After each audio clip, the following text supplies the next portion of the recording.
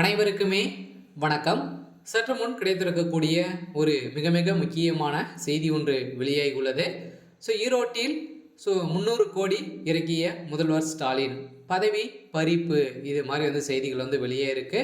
இப்போ சமீப காலத்தில் இப்போ இடைத்தேர்தல் நடக்க போகுது இல்லையா? இதுக்கு முன்னாடியே பார்த்தீங்கன்னா முதல்வர் ஸ்டாலின் அவர்கள் பார்த்தீங்கன்னா இப்போ ஒரு 300 கோடி பார்த்தீங்கன்னா அங்கு தேர்தலுக்காக இறக்கிய சம்பவம் தான் இப்போ திமுகவுடைய பெரும் அதிர்ச்சியை ஏற்படுத்தியிருக்கு. இதனால் இப்போ திமுகவுடைய வேட்பாளர் விசி சந்திரகுமார் அவர்கள் பார்த்தீங்கன்னா போட்டியிட போகிறாரு. இதுக்காக மக்களுக்காக கொடுக்கக்கூடிய பணமாக பார்த்தீங்கன்னா இப்போ வெளியிட்டு இருக்கக்கூடிய ஒரு பரபரப்பான தகவல் வெளியே இருக்கக்கூடிய சூழ்நிலையில் அங்கு அதிரடியாக பார்த்தீங்கன்னா ஈடு அமலாக்கத்துறை பார்த்தீங்கன்னா களத்தில் இறங்கி அங்கு கிடைக்கப்பட்ட ஒரு 30,000 கோடிக்கு மேலே இருக்குது. அதனால் ஏற்கனவே பார்த்தீங்கன்னா 300 கோடி பார்த்தீங்கன்னா முதல்வர் ஸ்டாலின் அவர்கள் இறக்கியிருந்த சமயத்தில் இப்போ இதுவும் வசமாக சிக்கக்கூடிய சூழ்நிலை ஏற்பட்டிருக்கக்கூடிய நிலையில் தான் இப்போ திமுகவுடைய தலைமையகத்துக்கு ஒரு மிகப்பெரிய இடியாக தான் இருந்திருக்கு.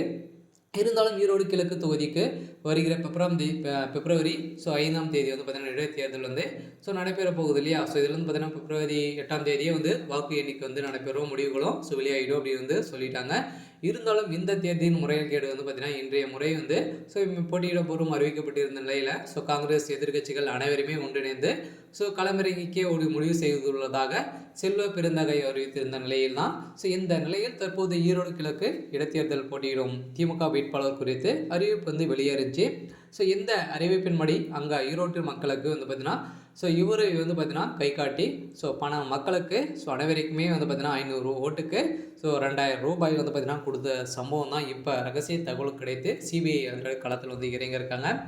அதனால் இப்போ ஈரோட்டில் திமுகவுடைய வேட்பாளர் சந்திரகுமார் அவர்கள் பார்த்தீங்கன்னா தலைமறைவாக இருந்திருந்த நிலையில் இப்போ திடீர்னு நேற்று காலையிலேருந்து பார்த்தீங்கன்னா கைது செய்யப்பட்டிருக்கக்கூடிய நிலையில் தான் இந்த பணம் முதல்வர் ஸ்டாலின் அவர்கள் தான் இறக்கியிருக்காரு அப்படின்ற மாதிரி ஏற்கனவே எதிர்கட்சிகளும் நிறைய பத்திரிகையாளர்களும் பார்த்தீங்கன்னா குற்றச்சாட்டுகள் வைத்திருந்த நிலையில் தான் இப்போ முதல்வர் ஸ்டாலினுடைய தேச துரோகங்களை செய்திருக்காரு. இந்த பணங்கள் அனைத்துமே எங்கிருந்து வந்திருக்கு, எதன் அடிப்படையில் ஒரு சம்பாதிச்சிருக்காரு அப்படின்ற மாதிரி பார்த்தீங்கன்னா இப்போ நோண்டி இருக்கக்கூடிய நிலையில் தான் இது பார்த்தீங்கன்னா கருப்பு பணமாக இருந்திருக்கு. அதனால் மக்களுக்கு உதவி செய்யக்கூடிய பணமாக இருந்த பணங்கள் அனைத்துமே திமுகவுடைய அமைச்சர்களும் திமுகவுடைய தலைமைக்குமே நிறைய ஊழல்கள் செஞ்சுட்டு வராங்க அப்படின்ற மாதிரி தான் இப்போ மக்களிடையே ஒரு மிகப்பெரிய கேள்விக்குறியாக எழுந்திருக்கு.